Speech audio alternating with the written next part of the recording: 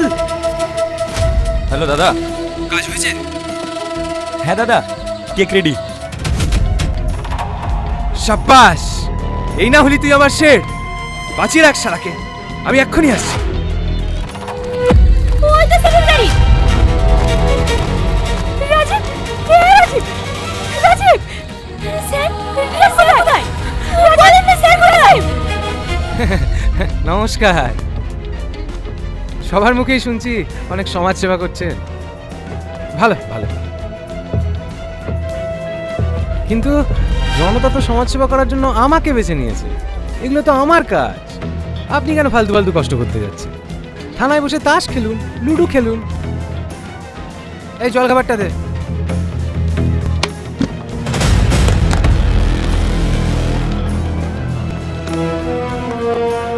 $10 লাখ আছে, প্রতি মাসের 1 তারিখে পৌঁছে যাবে। সরকারি বেতন 2 একদিন লেট হলেও হতে পারে, কিন্তু শঙ্করেরটা হবে না, টাইমে পৌঁছে যাবে। আজকের দিনটা এতটা ইম্পর্ট্যান্ট, বিশেষ করে আমরা যারা কাজ করি ওর সাথে বা ওর পুরো ইকোসিস্টেমের সাথে। শুধু আমি না, আমাদের বিশাল বড় কমিউনিটি। আসলে অনেক দিন যাব একটা ছেলে ইনজুরির পর ইনজুরি, এত কষ্ট করে সে কামব্যাক করছে, আমরা চোখে দেখছি। দিনের পর দিন কান্না, কষ্ট, এটা আসলে too much tough. Neymar not also শুধু ইমোশন।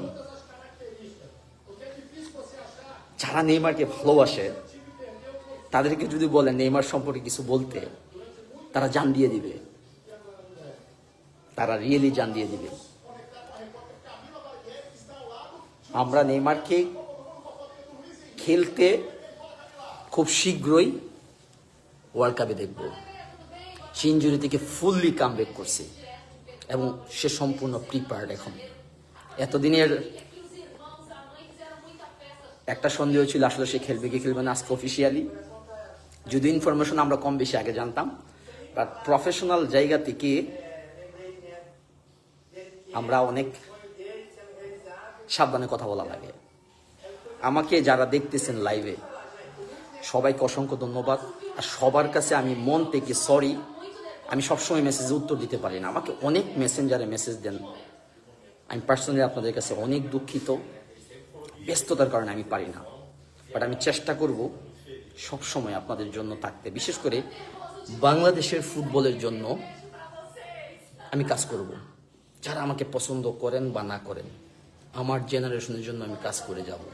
আমি মনে করি এটা আমার নৈতিক দায়িত্ব। লাস্ট চেষ্টা করছিলাম রোজেরিও মিকাইলকে নিয়ে, খুব কষ্ট লাগছে, খুবই কষ্ট লাগছে। আপনারা অনেকে আশ্চর্য হয়ে যাবেন।